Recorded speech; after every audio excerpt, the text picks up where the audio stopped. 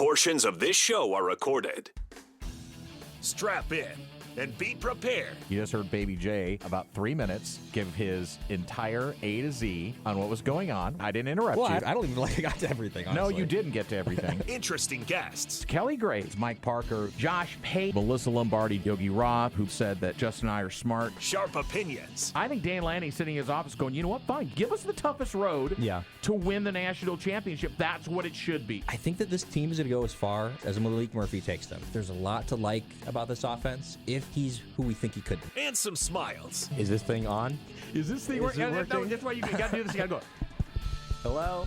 Hello? Testing, testing, it's like the little testing. girl in Nemo where she's tapping on the glass. Fishy! Fishy, wake up, Fishy! It's Danny Havel. We have to be more specific. We have a lot of pickle things going on, know. apparently. Justin Grossweiner. I've been wrong before, but that's what I think. Danny and Justin starts now on Fox Sports Eugene and Newport. Sitting in for Danny today, it's Goose, Steve Mims. Welcome into the Danny and Justin show on Fox Sports Eugene and Newport. This is Steve Mims filling back in for Danny, who is probably still dancing amongst the coconuts in Hawaii as he gets ready to come back.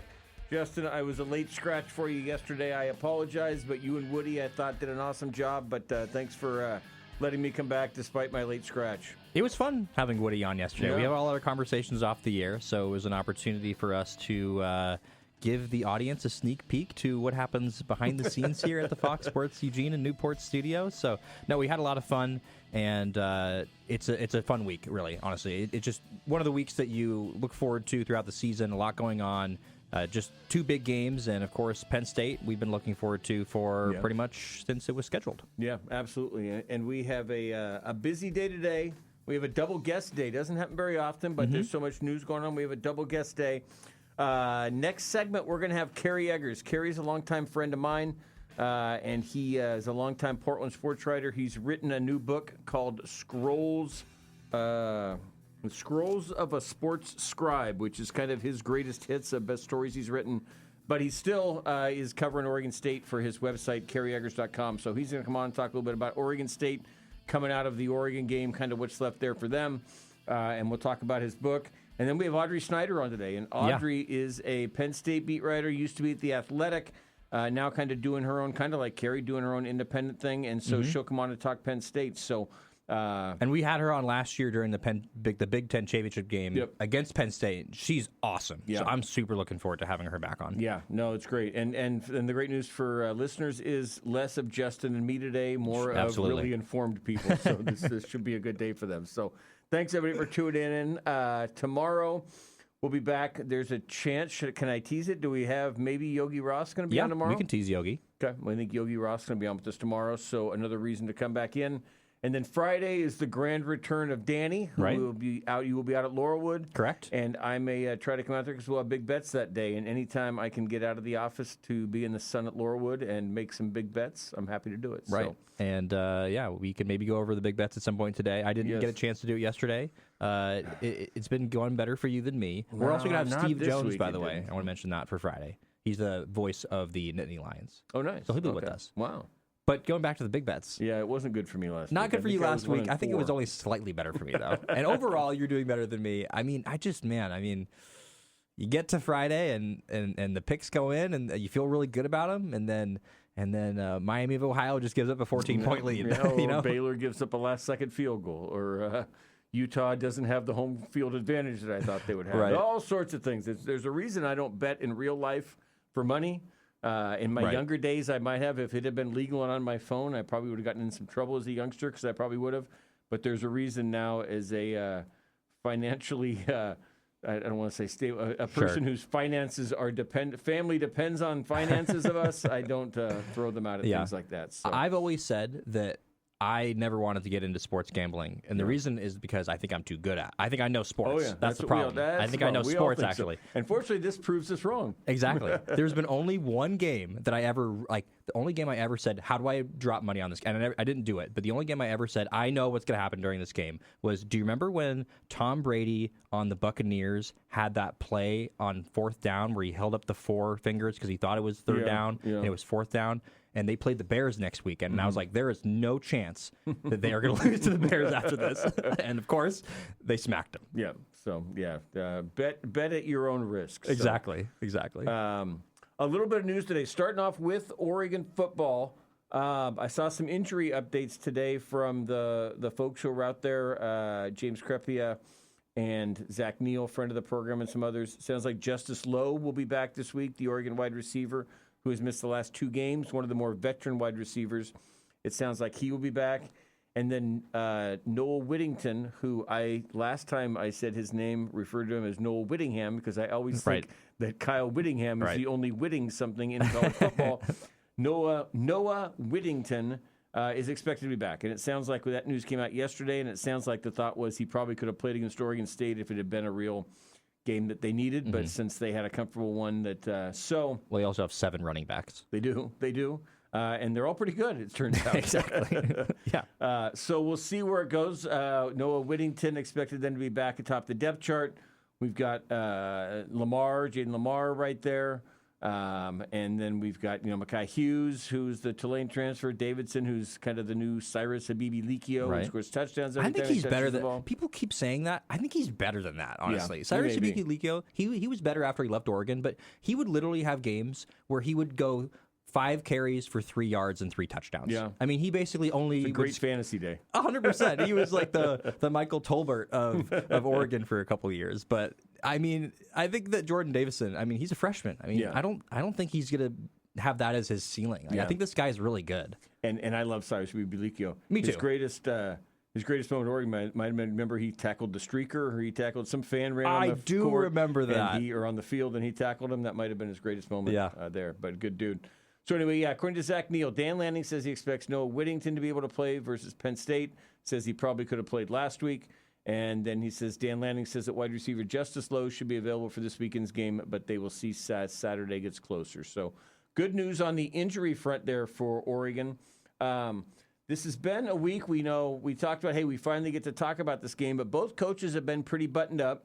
There hasn't been a whole lot out there.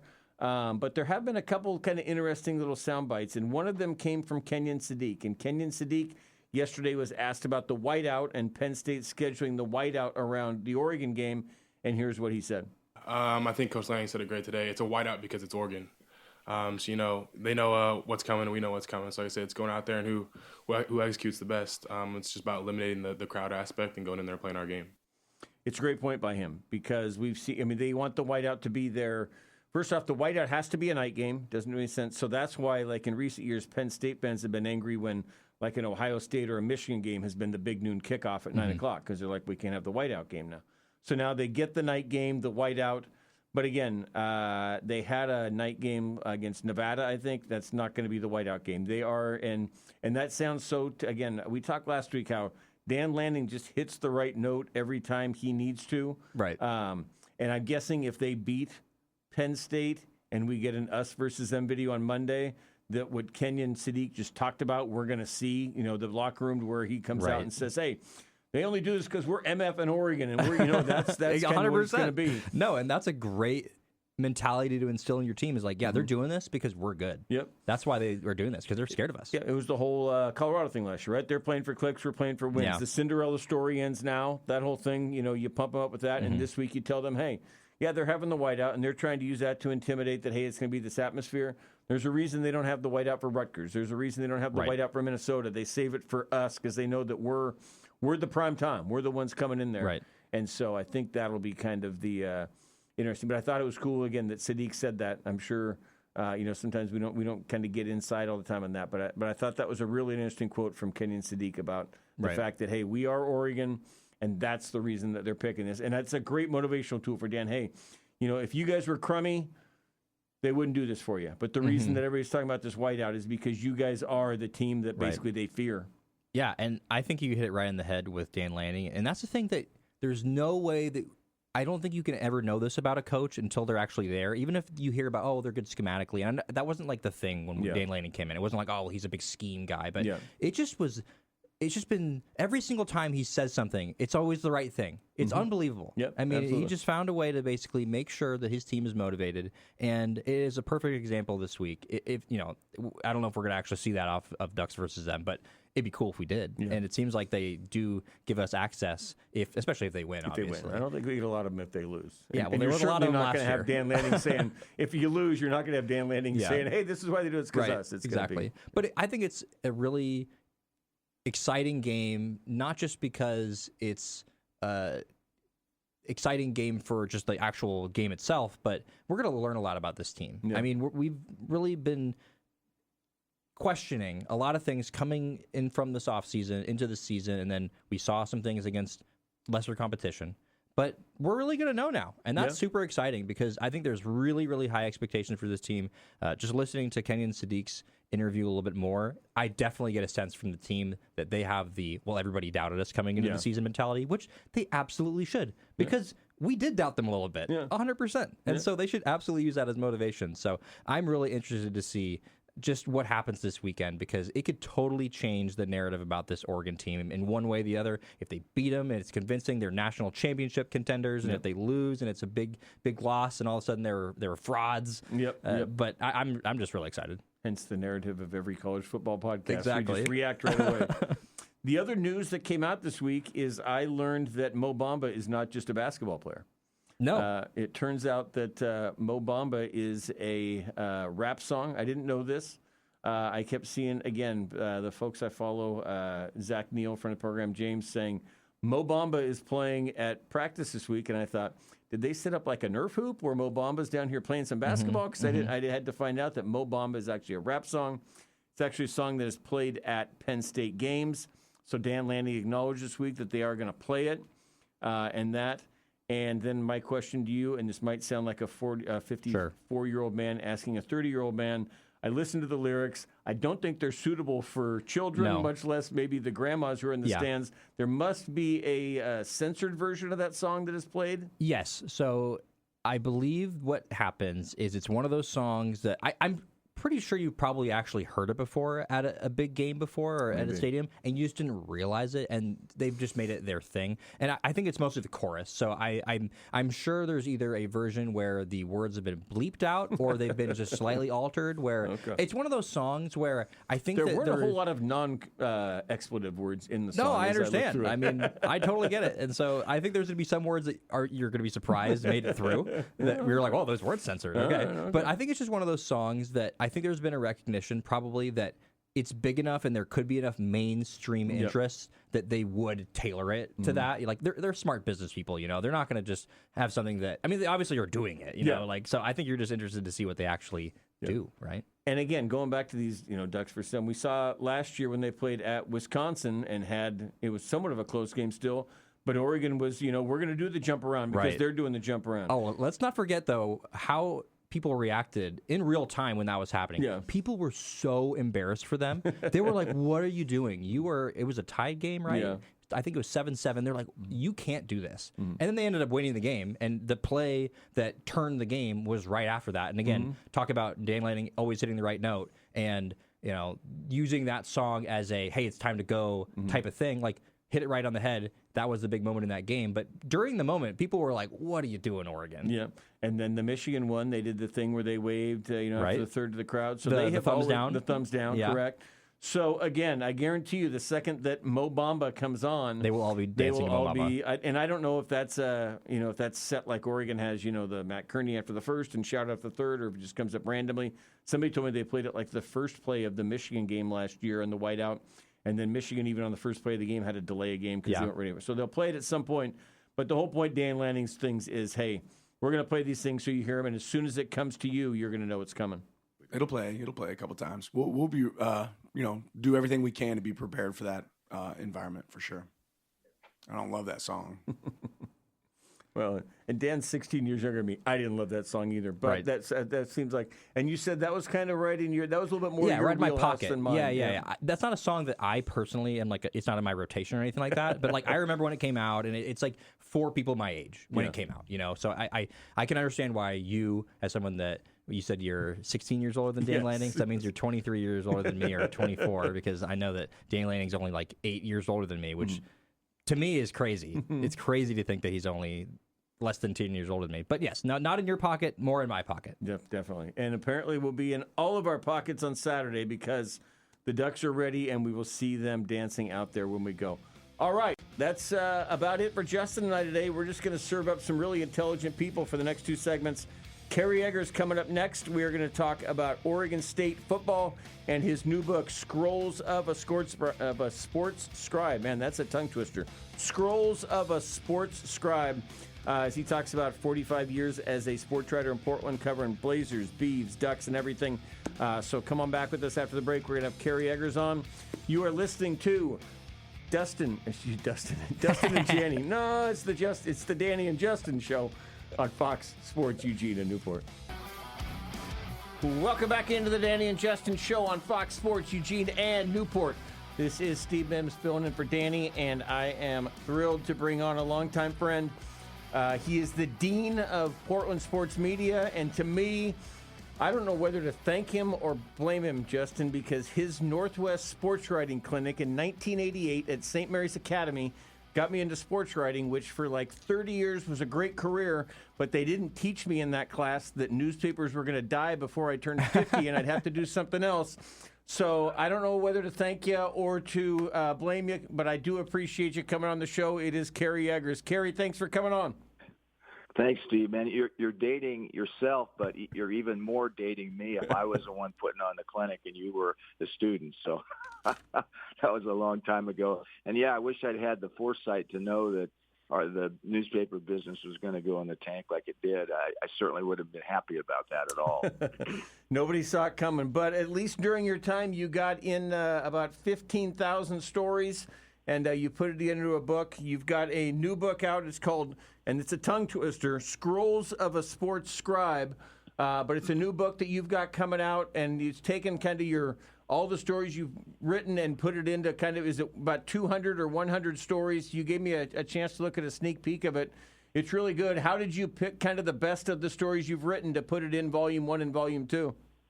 Yeah, great question. When I retired in 2020 from the Tribune, Portland Tribune, I had about 3 months where I just went, I had clippings from all of the stories I'd written, most of the stories I'd written at the Oregon Journal and Oregonian, and then from 2001 on, pretty much, I had newspapers from the Tribune, and then, of course, the Internet by that time was helping out. So had access to most of those stories, and I just picked out about 200. And, how did I do it? I mean, I just kind of went on feel of what I thought people might be interested in. Some of them were major names. Some of them were not major names, that their story was really good. So I put it into, I have had about over 200 that I started with, and I whittled it down to 120. I know that sounds like a lot of stories, but at least it's not 15,000. And so anyway, so it's a 2-volume set, and we should be getting the books. The only place you can buy it is on my website, which is kerryeggers.com. And just go to the homepage, and we don't have it yet, but within a couple weeks, it'll definitely. It's a 2-volume set, and you can buy 1 volume if you want for $30, or the 2-volume set for $50. Yeah, and I looked through it. Like I said, it's interesting, Kerry. I went after my 25-year journalism career to a publisher, and I said I'd like to do the same thing, and he said, we only have like 4 stories, Steve, so we can't fill a full book. So it didn't get the chance to do the same thing as you. But again, and you've written, I think if we go through, I think you said 45 years, which is longer than anybody else in the Portland area, but you've got Blazers, you've got track and field, you've got Beavers, you got a rare one-on-one with Phil Knight that I was reading today that's in the book. You've got Sabrina Ionescu. You've kind of hit, and you go obviously beyond an NBA, Michael Jordan and stuff, but you've kind of spread this out to where you've hit every area of the state, but also national. This isn't a regional book by any means. Yeah, thanks. That's right. It's a good summation. There's a couple of stories with Chip Kelly, Jim Barnett, so there's the Duck fans in Eugene will like some of these stories, and yeah, I mean, I there are a lot of national stories. Jerry West was always a great guy. I have 3 stories on Danny Ainge, Paul Allen. You mentioned Phil Knight, Michael Jordan, Tiger Woods. I got to cover his last. I went down to Stanford when he was I guess he might have been a junior. His last year that he played for them, and spent 3 days down there at I think it was the Pac-10 meet in those days, and then he came up and defended his U.S. amateur title in Portland and became a pro the next day. So, those are the kind of stories that are in there. Most of them are feature-ish type stories. There are some event stories, some Super Bowls and NBA Finals and that sort of thing.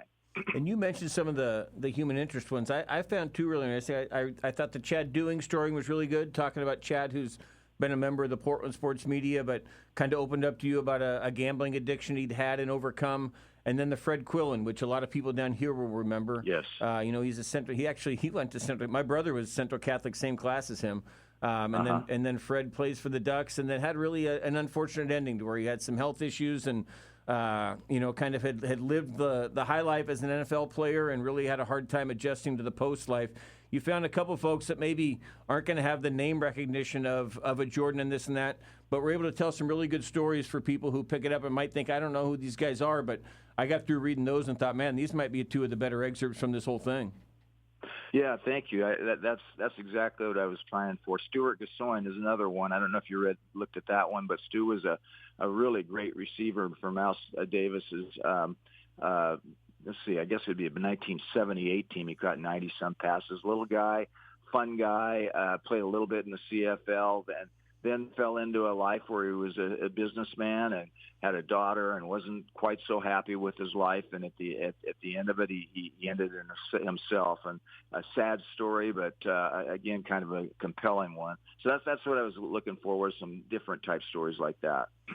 We're listening to, this is Kerry Eggers again, the Dean of Portland Sports Media, and his new book is Scrolls of a Sports Scribe, and you can get it at kerryeggers.com. You can go ahead and pre-order, and it will be out here in a couple weeks.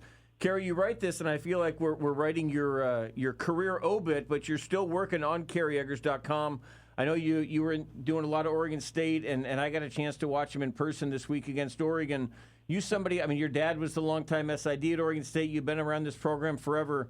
As the separation grows between Oregon State, Washington State, and some of the other schools, do you think we've reached a point to where kind of once they can get that Pac-12 back together, they can kind of get back on at least somewhat of a level footing? Or do you think Oregon State and some of these group of fives, just the separation as college football goes on and the money comes in, is just going to be too much for Oregon State to be competitive at kind of the level they had been in the past with Oregon and other schools like that? Well, as near as I can see and tell, Steve, the latter option is what's going to happen. It's a different world for Oregon State now. Nobody was hurt worse by the breakup of the Pac-12 than Washington State and Oregon State, and the money is just not there right now. If it would change, if there was a big benefactor, a Phil Knight type of person that wanted to infuse a major amount of money in Oregon State athletics, then that could change. But for now, it's a different world. And this season has been very disappointing for Beaver fans and for the Beavers too, but I think there was unreasonable expectations partially set up by Trent Bray. He's a very optimistic guy. If you remember last year, he said, I think we can be in the FCS playoff picture. the FBS playoff picture. And no, they weren't going to do that. In fact, they didn't even have a winning season. But I thought they would be better this year. He certainly did. But the schedule maker, I don't know if that's Scott Barnes or if Trent is involved, gave them a bad deal. I mean, they shouldn't have to play Texas Tech, Oregon, Houston, and let's see, who was the opener against? Cal. I'm drawing Cal. Four Power 4 teams in the first five. Yeah. Anybody that expected them to go like 3-2 is off their rocker. Now they should have beaten Fresno, and they would have beaten Fresno if not for just a terribly unlucky thing with their snapper. So they should be 1-4, and after Friday night's game, and then after that point, if they can stay healthy, I think they can win some games and maybe win back some of their fans, and then we'll see what happens next year. Yeah, Friday feels like a big one because Houston's 3-0. They're coming off a win over Colorado. They've got a quarterback, Connor Wegman, who's played at the higher levels. I think it was at Texas A&M. He's putting up some numbers, but they're coming to Corvallis on a Friday. That feels like if they could win that one with the home fans there, you can rejuvenate. But if that becomes something where the fourth quarter is, again, a game that's out of hand and fans are walking out and booing, that could almost be, I know I'm not saying that it ends this year, but the Trent Bray era could kind of be on some thin ice, or it could really kind of be rejuvenated. Feels like Friday with a Big 12 team coming to town, and not a great one, but a good one, could kind of be a bellwether for what the rest of this season and maybe Trent's head coaching career has at Oregon State. Yeah, I guess so. It's a big if to be. I mean, they're heavy underdogs, and even though they're playing at home on a Friday, I certainly don't expect them to win that game. But I think you're right in the sense that it would be a good idea to play well and to be competitive and do some things that rather than you're talking about how lousy their special teams are. I could be wrong. I've been asked this many times. I know some writers have written that they think that Trent should be fired now. I don't think you do that in the middle of a season. And I know several schools are doing that. Oklahoma State did it this week. Mm-hmm. But it just doesn't make any sense to me in college football. Now, maybe in Major League Baseball when you got 162 games. They've got 12 games. And if you make a change in midstream, it's not certainly going to help you that year. So I don't understand why there would be any benefit to that unless it just totally goes off the rail. Hopefully it doesn't do that. But I don't think Friday is going to hinge on whether Trent Bray keeps his job. Kerry, this is Justin. Thanks for being here today with us. I'm just curious in your thoughts. Do you think the Beavers' issues are more scheme-related, or do you think it's more on the personnel? Well, if I said one or the other, I would say personnel. Their personnel is not – he's not recruiting to a Power 5 school anymore. As Jonathan Smith was, as Gary Anderson was, as Mike Riley was. Those guys had a chance. You got a chance to play in the same league as USC and UCLA and Oregon and Arizona State. Now they don't have that. It's going to be tougher for them to get the same level of talent. And if they do, they're going to get them poached because of the transfer portal. So it's a different world for them. And I'm not trying to absolve Trent Bray of any blame. I don't think the coaches have done a great job there, but for them to be taking the brunt of what's happening here, I think is a bit unfair. Yeah, and I guess I don't want to be a Monday morning quarterback either. The one thing I looked at was when he brought Gunderson in, I thought was, boy, Trent Bray's a first-time head coach, young guy, and on the defensive side, I would have made my offensive coordinator maybe somebody with a little bit more experience. I know Ryan was a Beav. And had worked under Chip and been more of kind of an analyst type things. I wonder if there's a thought at the end of the year where they come to Trent and say, hey, we want you here, but hey, maybe offensively, we just got to go find somebody who's kind of done this before, because the trial by fire, when again you're not getting the top personnel and you got a head coach who hasn't have offense in the background, could that maybe be a thing where they come to him and say, hey, we want you to stick around, but we might need to reassess some of these kind of the hires that you have? I don't know what his thinking was, what his criteria was in hiring an offensive coordinator. He had a relationship with Gundy. Gundy had worked for Chip Kelly and worked for Mike Riley.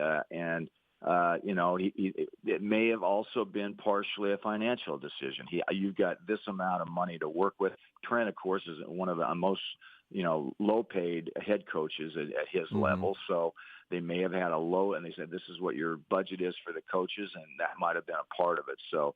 But I think Gundy is a very smart guy. I think he's a pretty good football guy.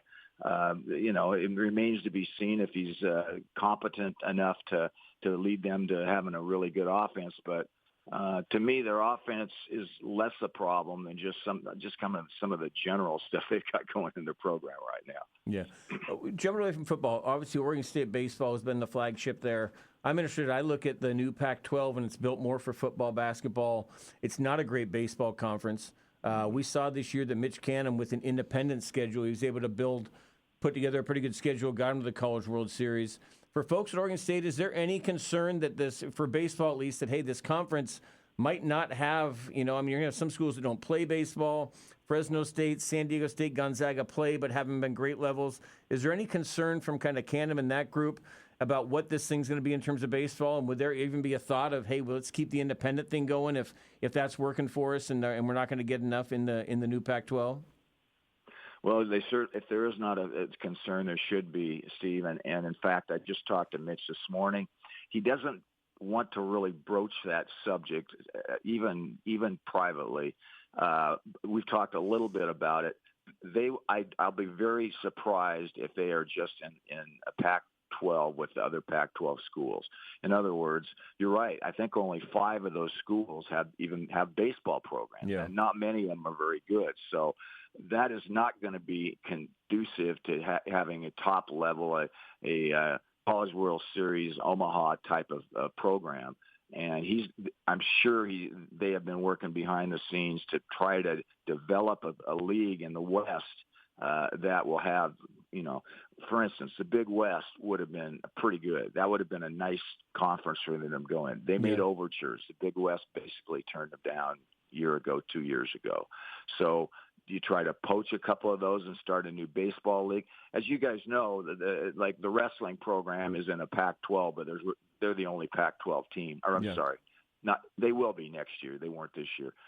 But you can build a league. I think gymnastics does that too, where it's not just the Pac-12 school. So I think that's what he will wind up trying to do. Joined by Kerry Eggers, the Dean of Portland Sports. I can't let you go without talking Portland Sports. I know next Monday is Blazers Media Day. It's a bit of a surprise last year that they came on, kind of kept the same group together. Obviously, Lillard out for this year. Do you see this as a year to where maybe we see Scoot and Shaden rise and this team builds on what they did last year? Or do you see coming into this year that maybe it was such an improvement, such a overextending what they thought last year that even kind of doing what they did last year would be a pretty decent result? No, I think they need to have a team that is at least a contender to make the playoffs. And that's going to be really tough in the West because there's a lot of really good teams. I mean, there are at least 10 teams that are contenders to be top 6, say. So, it's going to be hard for them to leapfrog, but I know they're going to be better. Denny Avdia is a really good player. And I'm drawing a blank on their defensive guy who was second team all-league. Tumani. I mean, he was a real surprise. And what a great pickup he was in that trade that they got him for. So those 2 guys, to me, are their best players. And then, I don't think Young Hansen is going to be a great threat this year. Maybe in the future. I think people are getting a little bit too excited about that. But I do think that they've got enough talent that they should be a 500 team or so, and maybe a little better than that if things go the way that Chauncey Billups hopes, and certainly be a threat to at least make the playoffs. He is Kerry Eggers, the Dean of Portland Sports Media. Again, go to kerryeggers.com, not just to read his stories on the Blazers, the Beavers, and more, but also to order many. He's got quite a few books out there, including the new one, Scrolls of a Sports Scribe, which, again, I was able to look through the last couple of days. Great stuff on some Oregon and national sports legends from the best writer that Portland's had, like I say, through the last 45 years. Kerry, I want to thank you for coming on. Also, again, thank you. I joke about it at the beginning, but you were a real mentor to me at the beginning of my career. Been thrilled to call you a friend for, goodness gracious, nearly 4 decades now, and appreciate you jumping on here when I jump into filling on radio. So really thank you for your time today, and hope to run into you somewhere at a press box soon. Definitely. Back at you, Steve. Always a guy that I always enjoyed seeing, and you did a great job through your career in Eugene, too. So good talking to both you guys today. Appreciate it. Kerry Eggers, Dean of Portland Sports Media. Again, the book is Scrolls of a Sports Scribe. Go to kerryeggers.com to grab that. All right, we are going to flip and come back with another guest. We have Audrey Snyder. Audrey is covering Penn State, and so she will give us the view from State College as we close in on, what are we coming up on? Just the 3 days and 2 hours from kickoff. So good work there. We'll be back with Audrey Snyder, and we will talk some Oregon, Penn State. This is Steve Mims. I'm filling in for Danny. You're listening to the Danny and Justin Show on KORE, Fox Sports Eugene and Newport. Welcome back into the Danny and Justin Show on Fox Sports Eugene. It is Penn State week for Oregon, and as we have talked about, as the head coaches, the players, they couldn't talk about it for the first 4 weeks because it was always want to know this week, next opponent, this and that. Of course. Fans on both sides, however, have been talking about this since the schedule came out.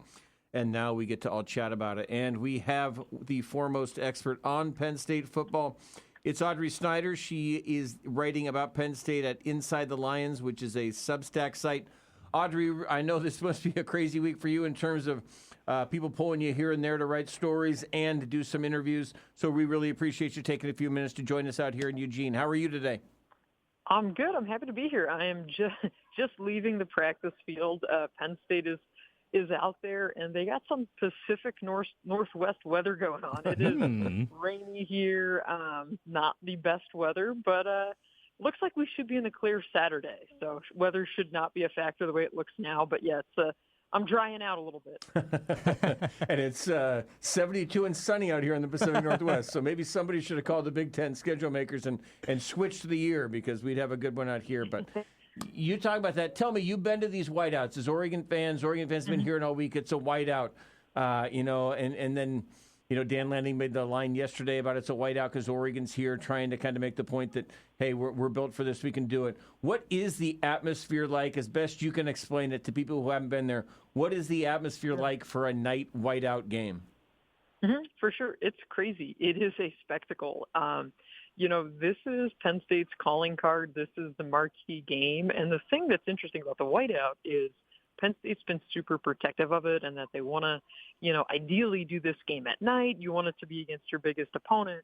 And obviously with Big Noon entering the fray, like last year, Penn State plays Ohio State at noon. Yeah. Right? So the whiteout doesn't really pop when you're doing that. So the fact that you get Oregon, you get your night game, you make it your whiteout, it's going to be crazy. It's going to be rowdy. And I think, and this is what I've heard, from visiting fans, visiting beat writers. I remember when Auburn was here for the whiteout in 2021. One of my buddies is an Auburn writer, and when he left here, I said, "Hey, what did you think about this?" And he goes, "Honestly, that was really cool. It was really loud and it's neat." And I think, as football fans, there will absolutely be an appreciation of it from Oregon fans. Like, I think if you're coming out here for the game, get in the stadium early, because lines do get crazy to get in. But when they play the pump-up video and most of the stadium is decked out in white except for that visiting corner up in the high upper deck, it is special. It is unique.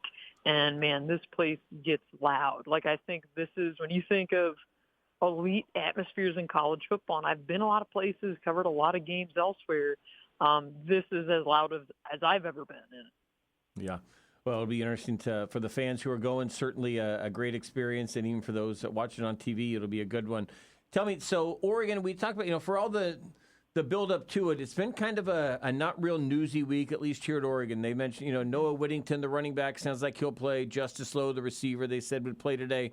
We've gotten used to, 2 weeks ago here, we had the Mike Gundy, when he was still a head coach, was, making NIL, and him and Dan Lanning were going back and forth.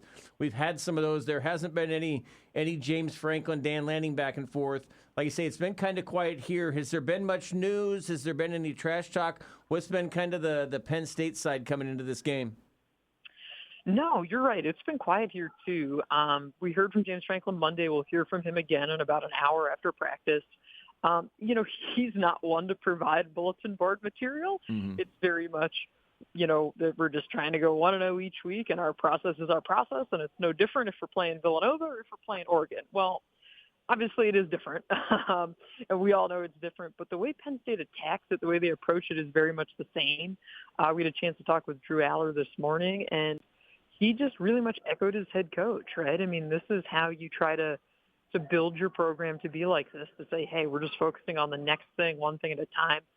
The interesting thing, and maybe I wouldn't even say it's back and forth, but something maybe to keep an eye on, is last I saw, and you guys can correct me if I'm wrong, but last I saw, Oregon hasn't said exactly what they're wearing. Like, they got the white cleats.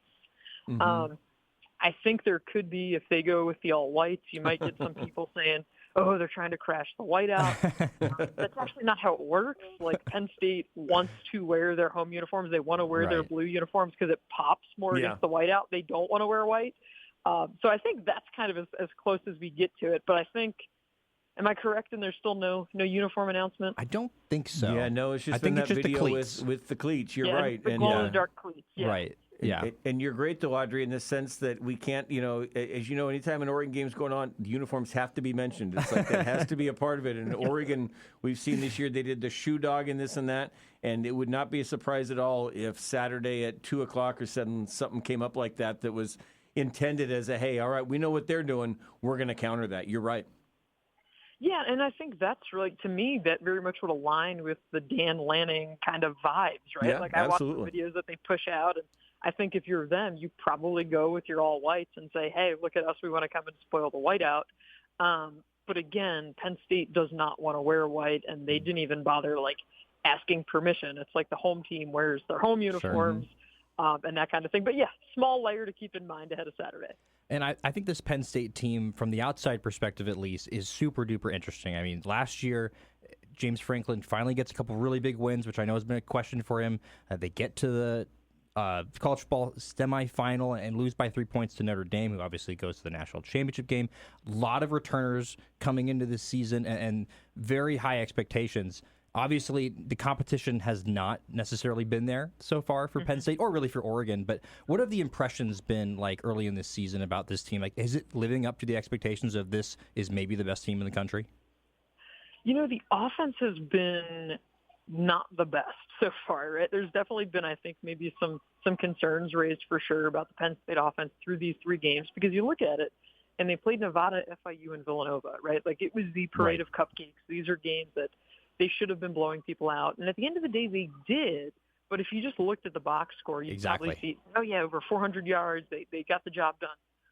But when you're sitting there watching the game, there were a lot of lulls with this first-team offense that make you kind of scratch your head. I mean, you're sitting there late in the first half against Villanova, and Penn State's up 10-0.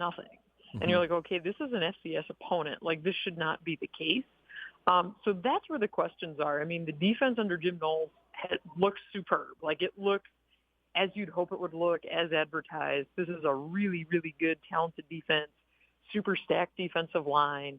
But, yeah, the questions are more so with the offense. Like, this offensive line for Penn State, you know, we were all talking, writing all offseason, all preseason, like, is this the best O-line since 94?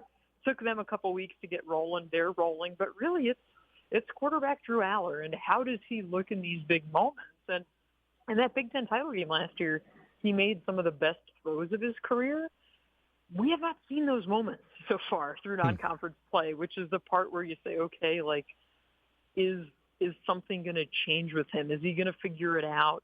Because to me, he's got a lot at stake on Saturday. Obviously, I'm sure there's going to be a ton of NFL scouts here. It's the marquee game of the week.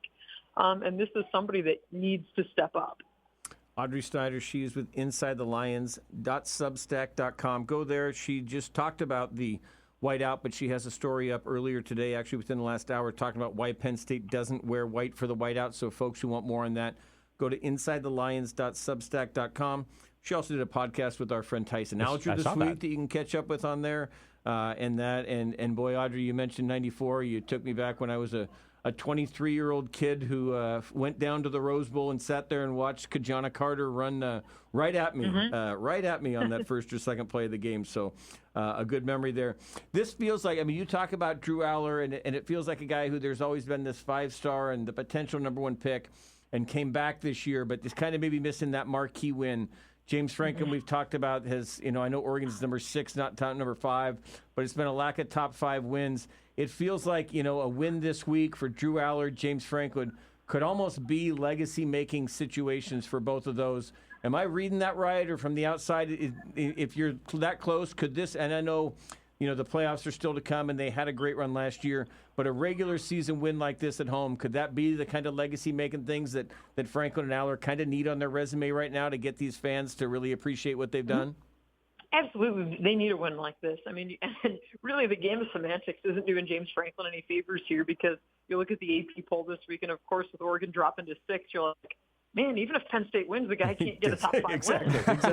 Exactly. You're going to have that caveat with it. But, yeah, I mean, they need it, right? Like, that's still, when you look at the success they had last year, even in the playoff, you say, well, yeah, but they played SMU and Boise State, right? And it's everybody, they had the most favorable path, right? Yep. So, like, they need a marquee win like this. And, of course, they're going to have plenty of opportunities. Like, if you don't get it this weekend, you have to go to Columbus Halloween weekend and play Ohio State. And then Indiana comes out here in early November. So, like, you're going to have those opportunities. But the fact that this is here, it's your whiteout, this is the game everybody had circled, they absolutely need that moment. And if this Penn State offense, if they come out and they do not look great, I do not hesitate to say that the crowd will let them hear it. Like, this This is a fan base that has waited a long time for this. Yes, Penn State's played a lot of really good football during James Franklin's tenure, but this is a team that's been gearing up for a national championship, and it's time to see if they're for real. Yep, absolutely. She's Audrey Snyder. Again, it's InsideTheLions.substack.com. If you are an Oregon fan, is excited about this game this week, as every Oregon fan is, go there. You can get all the information there. Follow her on Twitter. It's AUDSNYDER4. That's AUDSNYDER4. Audrey Snyder, your best source of information on Penn State heading into the game of the century, the game of the year, whatever we're calling it. But she'll be there live for it, obviously. And Audrey, again, it sounds like you're between practice and a coach's interview. We really appreciate you taking a couple minutes to come on with us.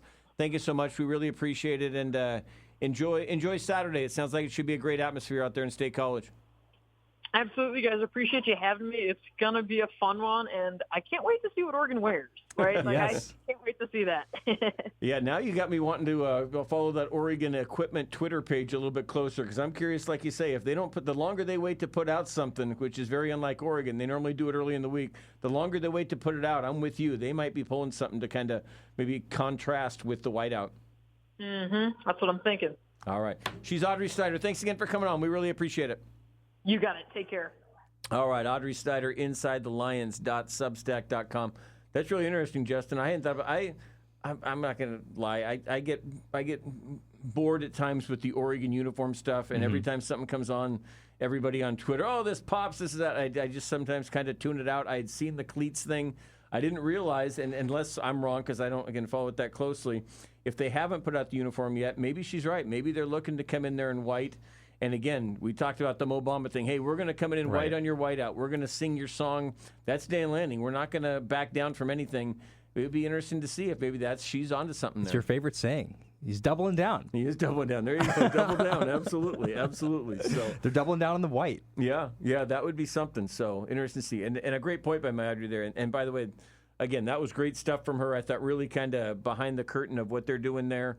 Sounds like she's got a James Franklin press conference coming up here in the next couple minutes. So go on to her on Twitter. And like I say, if you're a Duck fan looking to find out kind of what's happening on the other side, she's a great one for it there. So, man, I'm getting excited for this game. I think this is I've been excited for it for as long, but now that I start talking to some of these folks, and you and I have been chatting about it, like I say, we're coming up on almost, 72 hours from kick, and I'm getting more fired up by the minute. Yeah. No, I think that there's so many storylines. I mean, we even talked about the receivers for Penn State, and they brought in some transfers, and that's including one who played at Oregon, right? Or his brother played at Oregon. Hudson. I think so. Yeah, Hudson. That's I believe Kyron's brother. But or Chris, sorry, Chris's brother. But I think that they've added some speed there. It sounds like what we heard from Audrey. I completely agree with her. It's like one of those things. If you look at the end of the game, you'd say, "Oh, they won 42-0 or whatever." Yeah. But during these games, doing my updates on game day, it's like, "Hey, it's a 10-point game right now." Penn State, they're definitely not killing them right now. So I think that I'm just excited to finally have another game. We saw that game, Ohio State and Texas, where you really know, hey, these two teams are probably both good, and they can show it on the field, and we're finally going to have another matchup like that. I think it's something that's missing in college football right now. These matchups during the season are great, and I'm thrilled to learn more about this Oregon team. I think that, like she said about Drew Aller, the legacy's being made. This is a legacy game for Oregon, and not just Dan Lanning, but for Dante Moore, everybody on the Oregon sideline. So I think it's going to be great. 2:30 on Saturday is the pregame show with you, the college football show with you and Brian Beban? Yes, 2 hours before kickoff. 2 hours before, so that will be 2:30 on Saturday. So for folks who are tuning in, Brian and Justin will be here with that one there. All right, well, that was a quick show because we just had everybody else talking and we didn't have to do much. I know we don't do many two guests, but again, there's been so much going on. I really appreciate Kerry Eggers. Again, Kerry's been a friend of mine for a long time. He is tuned in on Oregon State. I thought that was really good stuff, not just on Oregon State football and Trent Bray, but also Oregon State baseball, kind of getting into kind of what's going on there. I thought that was really good stuff from Kerry. And then again, Audrey Snyder, obviously, is the preeminent voice of Penn State. So good job getting her on here today, Justin, with that. All right, well, we're just going to keep piling up the five-star guests because tomorrow we're going to have Yogi Roth on. I will wrap up a nearly 2-week run before Danny comes back, but then I think Danny's leaving again, so I'll be back after that. But we'll get there when we get there. We'll get there when we get there. But, so tomorrow, tune back in tomorrow, we'll have Yogi Roth on, as good as anybody, to tell us about Oregon and Penn State. as we continue to build up towards this game on Saturday. So we'll be there with that, and we are going to take our break now. Thanks, everybody, for tuning in. It's been fun to fill in today. I'll be excited to get back tomorrow. You're listening to the Danny and Justin Show on KORE, Fox Sports Eugene, and Newport.